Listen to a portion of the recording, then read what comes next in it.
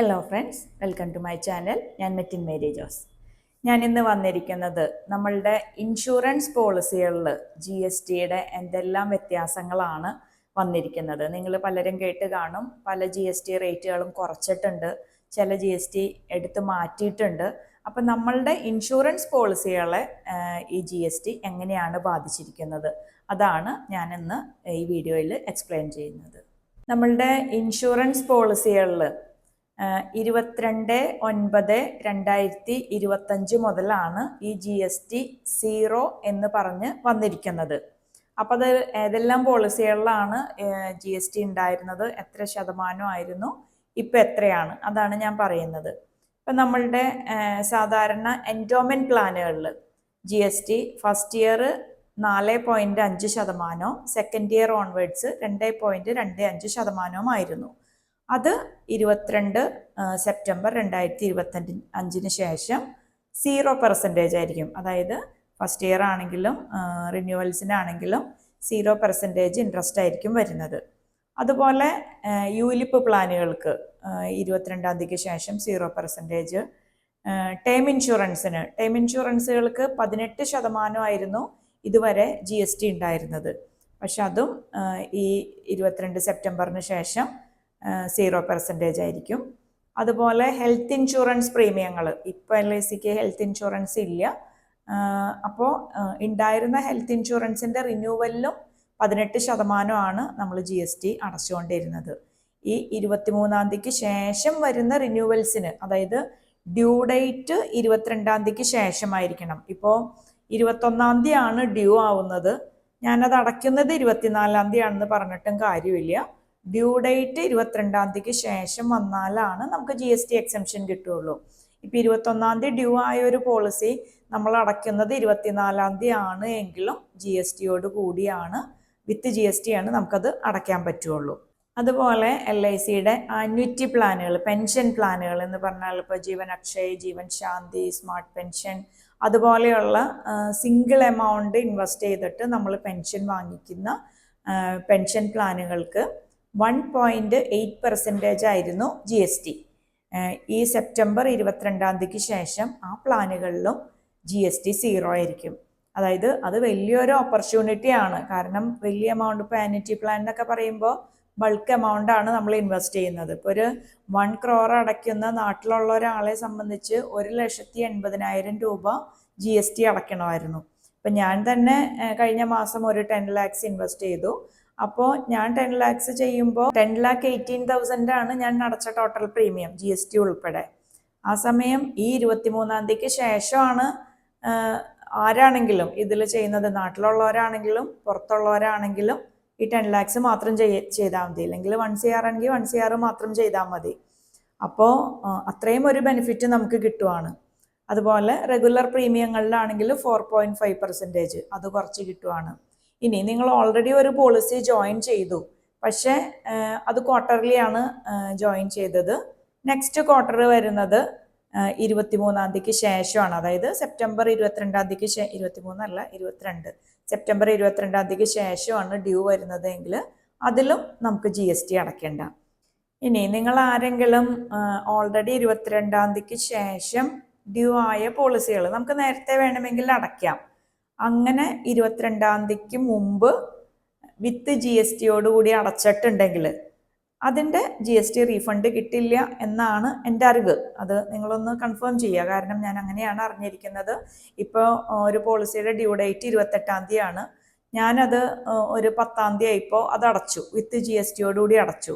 പക്ഷെ 22-ാം തീയതിക്ക് ശേഷമാണ് അത് അടച്ചത് എങ്കിൽ GST ഇല്ലാതെ എനിക്ക് അടയ്ക്കാമായിരുന്നു. പക്ഷെ നേരത്തെ അടച്ചപ്പോൾ GSTയോടുകൂടി അടച്ചു, ആ GST റീഫണ്ട് കിട്ടില്ല എന്നാണ് ഞാൻ മനസ്സിലാക്കിയിരിക്കുന്നത്. അത് നിങ്ങൾ ഒന്നുകൂടി ഒന്ന് കൺഫേം ചെയ്യുക, നിങ്ങളുടെ സർവീസിങ് ഏജൻറ്റിൻ്റെ അടുത്തോ നിങ്ങളുടെ ബ്രാഞ്ചിലോ ഒന്ന് കൺഫേം ചെയ്യുക. GST കുറച്ചതുകൊണ്ട് നമ്മളുടെ പ്രീമിയം കുറയുന്നുണ്ടോ എന്നൊരു സംശയം ഉണ്ടാവും. അത് പ്രീമിയം ഒരിക്കലും കുറയുന്നില്ല.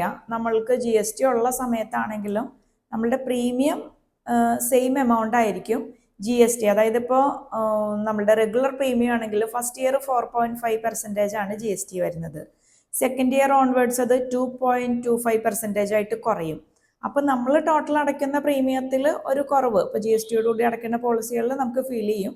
പക്ഷെ അത് പ്രീമിയം കുറയുന്നതല്ല, GST-യുടെ റേറ്റ് കുറച്ചപ്പോൾ നമ്മൾ അടയ്ക്കുന്ന പ്രീമിയം കുറഞ്ഞതായിരുന്നു. അതുപോലെ തന്നെ ഇപ്പോഴും നമ്മൾക്ക് GST-യിൽ നമ്മൾ അടച്ചിരുന്ന പോളിസികൾ ഇപ്പോൾ GST എടുത്ത് മാറ്റുമ്പോൾ ആ GST ഇല്ലാത്ത പ്രീമിയമാണ് നമുക്ക് അടച്ചാൽ മതി, അല്ലാതെ പ്രീമിയത്തിൽ കുറവോ കൂടുതലോ ഒന്നും വന്നിട്ടില്ല. അതുപോലെ ഇൻഷുറൻസിൽ ചിലപ്പോൾ ഗ്രൂപ്പ് പോളിസീസ് എടുത്തവരുണ്ടാവും. അതായത് ഇപ്പോൾ മെഡിക്ലെയിം അങ്ങനെയൊക്കെ ഉള്ളത് ചിലപ്പോൾ ഒരു ഗ്രൂപ്പ് പോളിസി ആയിട്ട് എടുത്തവർക്ക് GST 22-ാം തീയതിക്ക് ശേഷം വ്യത്യാസം ഇല്ല. കാരണം ഇൻഡിവിജ്വൽ ലൈഫ് ഇൻഷുറൻസിലും ഇൻഡിവിജ്വൽ ഹെൽത്ത് ഇൻഷുറൻസിലും ഇൻഡിവിജ്വൽ ആനുവിറ്റിയിലൊക്കെയാണ് ഈ GST എടുത്ത് മാറ്റിയിരിക്കുന്നത്.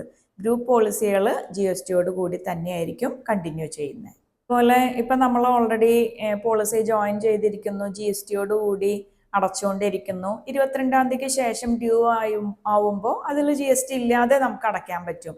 അപ്പോൾ ആ പോളിസികളിൽ വേറെ എന്തെങ്കിലും വ്യത്യാസങ്ങൾ വരുന്നുണ്ടോ എന്നൊരു സംശയം ഉണ്ടാവും. അങ്ങനെ ഒരു വ്യത്യാസവും വരുന്നില്ല. നമ്മളുടെ പോളിസി കണ്ടീഷനോ ടൈമോ ഒന്നും മാറുന്നില്ല. ആ പോളിസിയിൽ നമ്മൾ അടച്ചുകൊണ്ടിരുന്ന GST ഇല്ലാതായി. അപ്പോൾ നമുക്ക് പ്രീമിയം കുറയുന്നു എന്ന് മാത്രം. ബാക്കി എല്ലാ ബെനിഫിറ്റും നമുക്ക് അതുപോലെ തന്നെ കിട്ടുന്നതായിരിക്കും. ഈ GST പ്രീമിയത്തിൽ നിന്ന് എടുത്തു മാറ്റുമ്പോൾ നമ്മൾക്ക് ഓൾറെഡി കിട്ടിക്കൊണ്ടിരുന്ന ടാക്സ് ബെനിഫിറ്റ് ഇപ്പോൾ 80C ലൈഫ് ഇൻഷുറൻസിൽ, ഇപ്പോൾ മെഡിക്ലെയിമിലാണെങ്കിൽ 80D, അല്ലെങ്കിൽ മെച്യൂരിറ്റിയിൽ നമുക്ക് കിട്ടുന്ന ടാക്സ് ഫ്രീ ആയിട്ട് 1010D, ഇതിലെന്തെങ്കിലും വ്യത്യാസങ്ങൾ? അതിലൊന്നും ഒരു വ്യത്യാസവും ഇല്ല. അതായത് ഇപ്പോൾ കസ്റ്റമറെ വെച്ച് നോക്കുമ്പോൾ ഡബിൾ ബെനിഫിറ്റായി. ആദ്യം നമ്മളൊരു GST അടയ്ക്കണമായിരുന്നു, ഇപ്പോൾ GST അടയ്ക്കുകയും വേണ്ട, ബാക്കി നമ്മൾക്കെല്ലാ ടാക്സിൻ്റെ ബെനിഫിറ്റ് കിട്ടുന്നുണ്ട്. തിരിച്ച് കിട്ടുന്നത് ടാക്സ് ഫ്രീ ആയിട്ട് കിട്ടുന്നത് അങ്ങനെ തന്നെ കിട്ടും. ഇൻഷുറൻസ് പ്രീമിയത്തിൽ 80C ക്ലെയിം ചെയ്യുന്നവർക്ക് അത് ക്ലെയിം ചെയ്യാം, 80D ക്ലെയിം ചെയ്യുന്നവർക്ക് അത് ക്ലെയിം ചെയ്യാം. അഡീഷണൽ ആയിട്ട് അതിൻ്റെ കൂടെ നമ്മൾ അടച്ചുകൊണ്ടിരുന്ന GST ഇനി വേണ്ട, പ്രീമിയം മാത്രം അടച്ചാൽ മതി. അപ്പോൾ നമ്മളുടെ പ്രീമിയം ബേർഡൻ കുറഞ്ഞു, ബാക്കി എല്ലാ ബെനിഫിറ്റുകളും നമുക്ക് അതുപോലെ തന്നെ കിട്ടുന്നതാണ്. ഇനി NRIസിനും ഈ GST-യുടെ എക്സംഷൻ കിട്ടുമോ? അത് ഓൾറെഡി ഇപ്പോൾ NRIസിന് NRI സ്റ്റാറ്റസ് പ്രൂവ് ചെയ്യുകയാണെങ്കിൽ നമുക്ക് GST എക്സംഷനോടുകൂടി പ്രീമിയം അടയ്ക്കാമായിരുന്നു. പക്ഷെ അതിന് കുറച്ച് കാര്യങ്ങൾ നമ്മൾ ചെയ്യേണ്ടതുണ്ട്. അവരുടെ passport, visa, address proof, NRI check through അടയ്ക്കണം. നമ്മൾ ബ്രാഞ്ചിൽ ഫാക്ട് കാർഡ് ഫോം സബ്മിറ്റ് ചെയ്യണം. കുറച്ച് പ്രൊസീജിയേഴ്സ് ഉണ്ടായിരുന്നു. അപ്പോൾ എൻ്റെ കേസിൽ കസ്റ്റമേഴ്സ് എനിക്ക് 2027 വരെയുള്ള ചെക്ക് ഓൾറെഡി സൈൻ ചെയ്ത് തന്നിട്ടുണ്ട്. കാരണം പലരും പുറത്തായിരിക്കും. അപ്പോൾ അവർ നാട്ടിൽ വരുന്ന സമയത്തായിരിക്കും, അതായത് ചെക്ക് ലീഫുകൾ കൂടുതൽ സൈൻ ചെയ്ത് എന്നെ ഏൽപ്പിക്കും. ഞാൻ ഡ്യൂ ആവുന്ന സമയത്ത് അവരെ അറിയിക്കും. അക്കൗണ്ടിൽ ഫണ്ട് റെഡി ആയി കഴിയുമ്പോൾ അവർ ചെക്ക് സബ്മിറ്റ് ചെയ്തോളാൻ പറയും. ഓരോ ചെക്കും അയച്ച് തരുന്ന ബുദ്ധിമുട്ട് ഒഴിവാക്കാൻ വേണ്ടിയിട്ട് ഒരുമിച്ച് അവരെനിക്ക് തരാറുണ്ട്. അങ്ങനെ 2027 വരെയുള്ള ചെക്ക് ലീഫുകൾ എൻ്റെ കയ്യിൽ ഇരിക്കുന്നുണ്ട്. പക്ഷെ അതൊന്നും വേണമെങ്കിൽ നമുക്ക് യൂസ് ചെയ്യാം, ആ രീതിയിൽ തന്നെ അടയ്ക്കാം. ഇനിയല്ല, അത് NRI അക്കൗണ്ടിൽ നിന്ന് തന്നെ വേണം എന്നൊരു കണ്ടീഷൻ കൂടി ഉണ്ടായിരുന്നു NRIസിന് GST എക്സംഷൻ കിട്ടാൻ. പക്ഷെ ഇനി NRIസിന് NRI അക്കൗണ്ടിൽ നിന്നോ അല്ലെങ്കിൽ NRO അക്കൗണ്ടിൽ നിന്നോ ഏതിൽ നിന്ന് അടച്ചാലും GST ഇല്ലാതെ തന്നെ പ്രീമിയങ്ങൾ അടയ്ക്കാൻ പറ്റും. പക്ഷെ അവിടെ വരുന്ന ഒരു കണ്ടീഷൻ, ഇപ്പം NRIസിന് അവരുടെ പ്രീമിയം അടച്ച് അവർക്ക് റിട്ടേൺ കിട്ടുമ്പോൾ NRI അക്കൗണ്ടിലേക്ക് തന്നെയാണ് നിങ്ങൾക്ക് തിരിച്ച് കിട്ടേണ്ടത് എങ്കിൽ നിങ്ങൾ അടയ്ക്കുന്ന പ്രീമിയം NRI അക്കൗണ്ടിൽ നിന്ന് തന്നെയായിരിക്കണം. അതായത് GST ഇല്ലാതെ അടയ്ക്കാൻ നിങ്ങൾക്ക് ഇപ്പം NRO ഒന്നും വേണമെങ്കിൽ അടയ്ക്കാം, NRI നിന്നും അടയ്ക്കാം 22-ാം തീയതിക്ക് ശേഷം.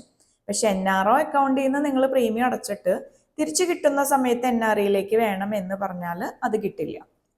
അപ്പോൾ അങ്ങനെ NRIയിലേക്ക് തന്നെയാണ് നിങ്ങൾക്ക് തിരിച്ച് ഫണ്ട് വേണ്ടത് എങ്കിൽ NRIയിൽ നിന്ന് തന്നെ അടയ്ക്കാനായിട്ട് ശ്രദ്ധിക്കുക. അതുപോലെ ഞാൻ പറഞ്ഞു, സെപ്റ്റംബർ 22-ാം തീയതിക്ക് ശേഷം ചേരുന്ന പോളിസികളിൽ GST 0 ആയിരിക്കും എന്ന് പറഞ്ഞു.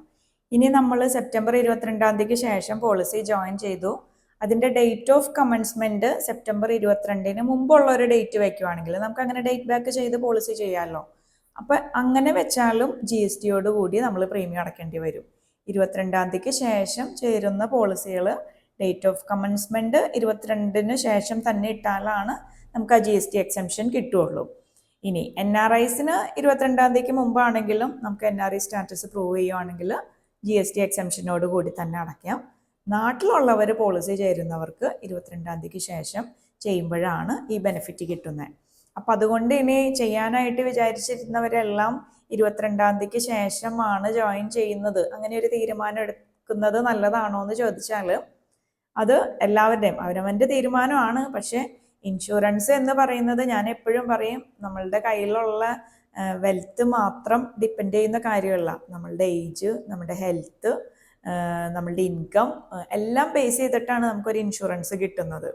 അപ്പോൾ നിങ്ങൾക്ക് എടുക്കാൻ പറ്റുന്ന സമയത്ത് എടുത്തു വെക്കുക. പിന്നെ വലിയ എമൗണ്ടുകളൊക്കെയാണ് വരുന്നത് എങ്കിൽ 22-ാം തീയതിയിലേക്ക് ബാക്കി കാര്യങ്ങളെല്ലാം ചെയ്ത് വെച്ചിട്ട് ഡേറ്റ് ഓഫ് കമൻസ്മെൻറ്റ് 22-ാം തീയതിക്ക് ശേഷം വെക്കുന്നത് കൊണ്ട് കുഴപ്പമില്ല. കാരണം വലിയ GST വരുന്നതാണെങ്കിൽ. പക്ഷെ അപ്പോഴും ഓർക്കുക, നമ്മളുടെ ഹെൽത്ത് കണ്ടീഷനും കൂടി ഓക്കെ ആയിരുന്നാലും മാത്രമാണ് നമുക്കത് എടുക്കാൻ പറ്റുള്ളൂ. അപ്പോൾ ഈ കാര്യങ്ങളെല്ലാം പരിഗണിച്ചുകൊണ്ട് തന്നെ നിങ്ങൾ എങ്ങനെ ജോയിൻ ചെയ്യണം എങ്ങനെയെന്നുള്ളത് നിങ്ങൾ തീരുമാനിക്കുക. ഏകദേശം ഇത് സംബന്ധമായിട്ടുള്ള എല്ലാ കാര്യങ്ങളും ഞാൻ പറഞ്ഞിട്ടുണ്ടെന്ന് ഞാൻ പ്രതീക്ഷിക്കണം. ഇനി നിങ്ങൾക്ക് എന്തെങ്കിലും സംശയങ്ങളുണ്ടെങ്കിൽ നിങ്ങൾക്ക് കമൻറ്റ് ചെയ്യാം.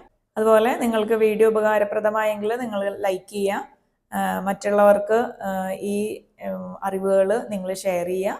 ഇൻഷുറൻസിനെ കുറിച്ചും ഇൻവെസ്റ്റ്മെൻറ്റിനെ കുറിച്ചും കൂടുതലായിട്ട് നിങ്ങൾക്ക് അറിയണം എന്നുണ്ടെങ്കിൽ ചാനൽ സബ്സ്ക്രൈബ് ചെയ്യുക. അപ്പോൾ അടുത്തൊരു വീഡിയോ ആയിട്ട് വരുന്നത് വരെ ബൈ.